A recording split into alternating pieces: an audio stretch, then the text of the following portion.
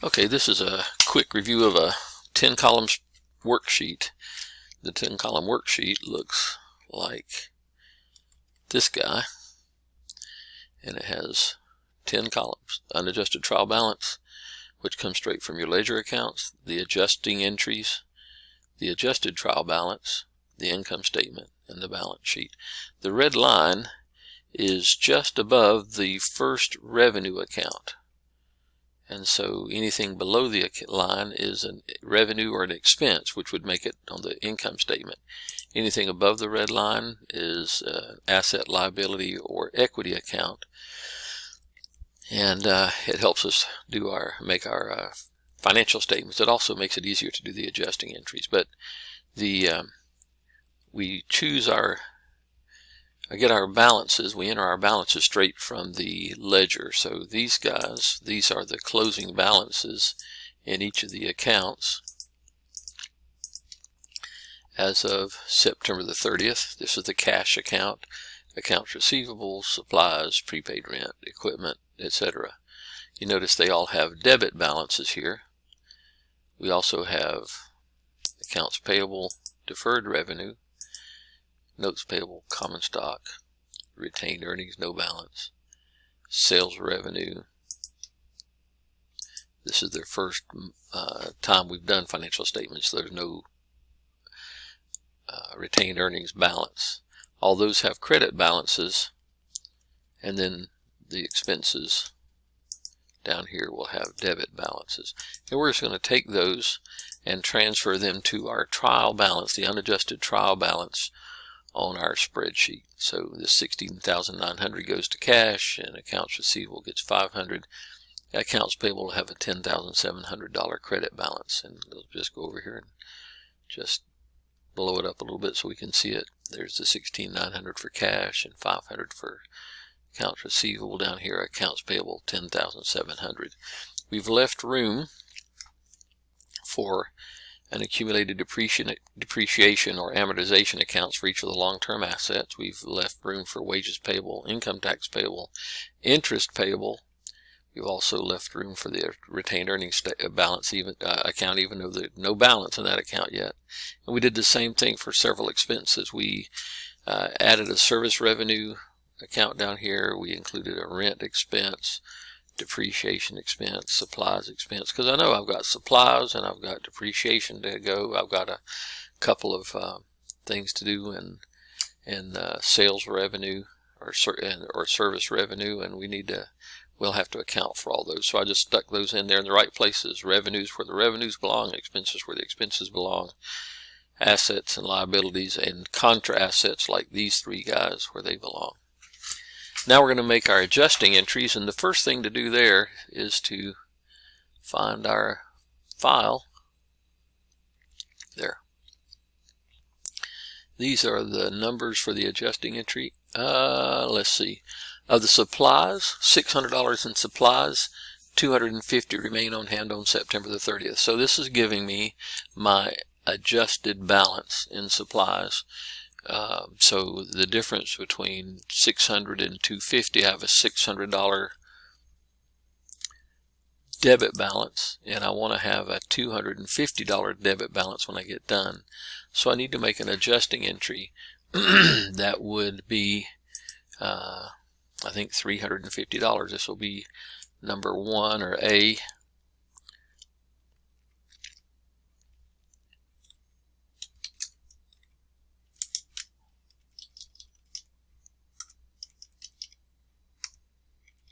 Oops.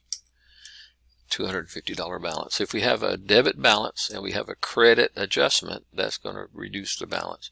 If we have a debit balance and a debit adjustment, that'll increase the balance, and it's just the opposite for credits. The other half of this adjustment, this is a credit adjustment above the line. The other half of that is going to be below the line, and it is going to be in supplies expense. So supplies expense will get the other half of the first adjusting entry, $350. Let's see if we can make that not have too many numbers there. There we go. And I've got this thing. I should have this adding up. We won't do it till we get done. Alright, the next one says rent was prepaid on September the 1st for $7,200 for 3 months. 1 month is now expired, so 7,200 divided by 3, that's $4,800. So the adjustment should be a debit. Divided by 3 is $2,400. Forget that. I am going to credit prepaid rent because part of it's expired. I'm going to reduce it by $2,400. And that should give me the same, the balance I need. $4,800 is 2 months of that rent. The other half of that is going to be down here in rent expense.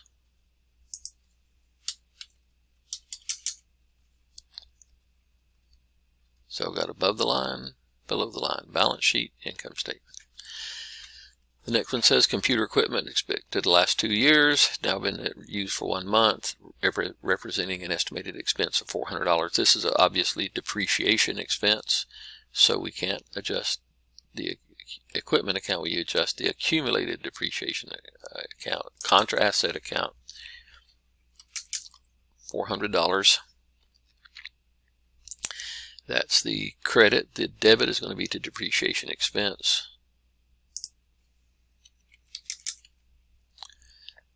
Below the line.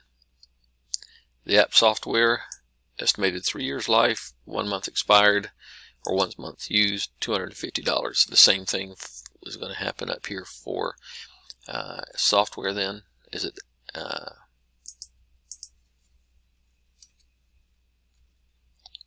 I'm going to look at the number again. $250. And below the line, that is going to be amortization expense. We had depreciation expense. Now we've got amortization expense. Above the line, $250 on the credit side. Below the line, $250 on the debit side.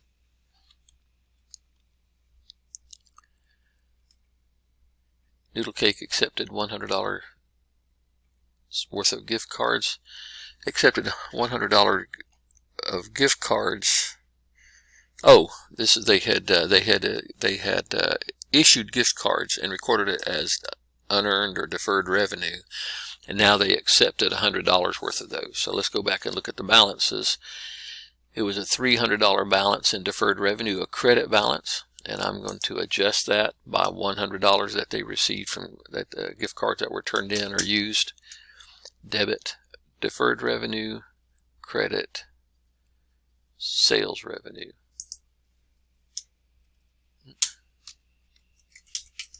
We didn't provide a service, we sold them something. Downloads, game downloads. $3,250 of consulting services to other app developers. We provided those services, but we didn't record them yet. So we need to adjust that. That would be accounts receivable going up and revenue going up. This is consulting services, so not sales revenue. I'm going to go to accounts receivable, debit. This is number 6, $3,250. And then down here in service revenue, above the line is a debit, below the line is a credit.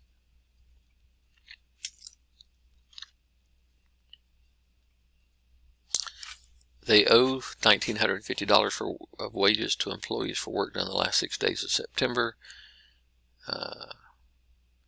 Back in chapter 3, Noodle Cake paid employees $7,800 for work done through September the 24th.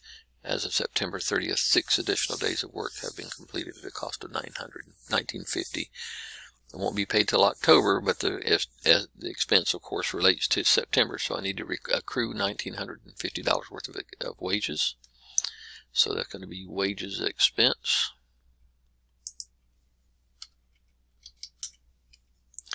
And wages payable.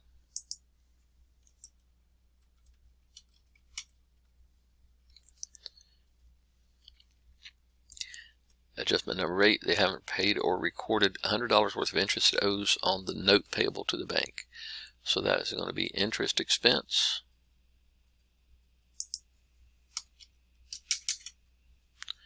and interest payable. Now you notice if we have something, number 5 at the top is a debit, number 5 at the bottom is a credit. So let's just make sure that this equation works up here. It gets everything. So I should be able to put it in here, and it balances $8,800. That's my unadjusted trial balance. So this is what we did. Now the balances come over just the same way. Since all these are assets, I can, or have a debit balance, I can just bring those over.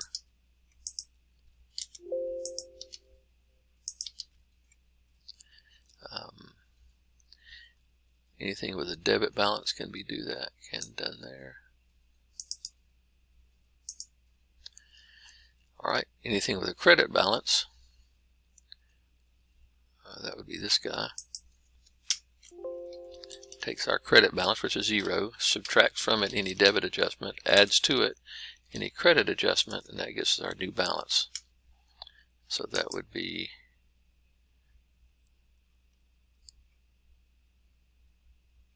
this guy and this guy. Oops, no, not that guy. This one and accounts payable. This guy. All these fellas. The revenues. That should get us down there. Now let's see how close we are.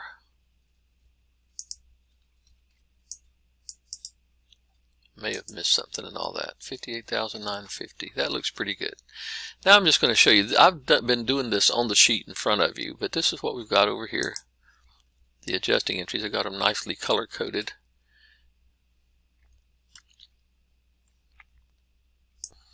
And we're going to, this $200 adjustment, I'm going to leave that alone for now. You don't have that yet. This is number I, or letter I. And that's for income tax. We'll figure that out in just a second.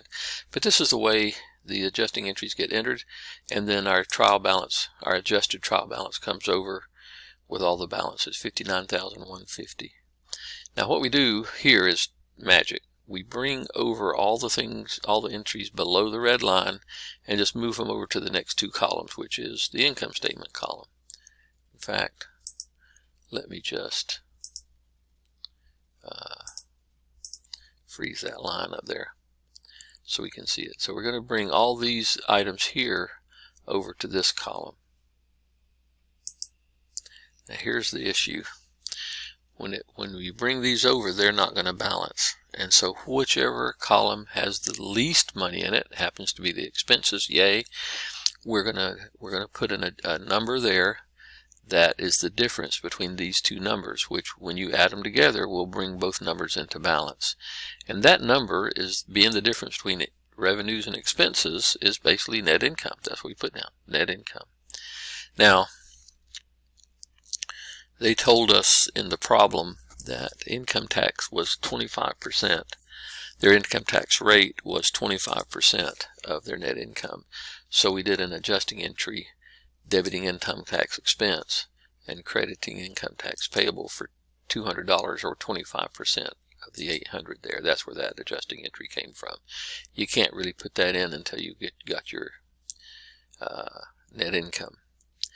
Now this net income is the sum of all of these numbers here. It's the difference maybe between all of these numbers, the revenues and expenses. And so since revenues are bigger than expenses, that means the right side was bigger than the left side. Credits were bigger than the debits. I need to bring this $800 over and put it in this column, in the credit column, in order to make the balance sheet balance, because I'm going to bring over the balance sheet accounts but not these income statement accounts. So I'm just going to show you how that works. I take all these accounts, all these balances over here, and just bring them right over into my balance sheet column. I'm going to add them up. They won't balance because we're missing a bunch of stuff, but if we take all the net income and put it back over here, then that gives us a balance that works. So the point is with this sheet, always make sure that you balance each set of columns before you move on. especially this first set. This is critical. This is bringing over your balances from your ledger.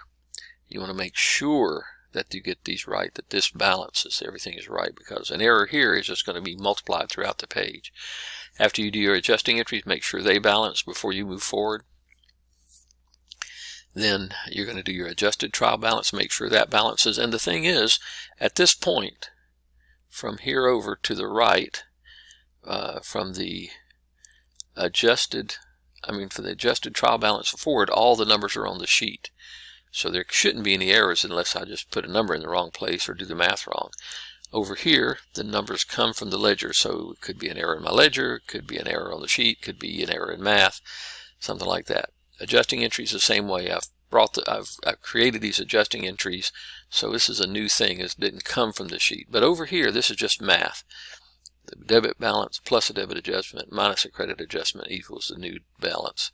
So from here on out, there shouldn't be any errors, but you just add up each pair of columns before you move on to make sure you hadn't made an error in writing down a number. Same thing over here. Make sure this balances, make sure this balances, and then you're good to go. And you can create your income statement from this. You can create your balance sheet from this, and everybody's happy.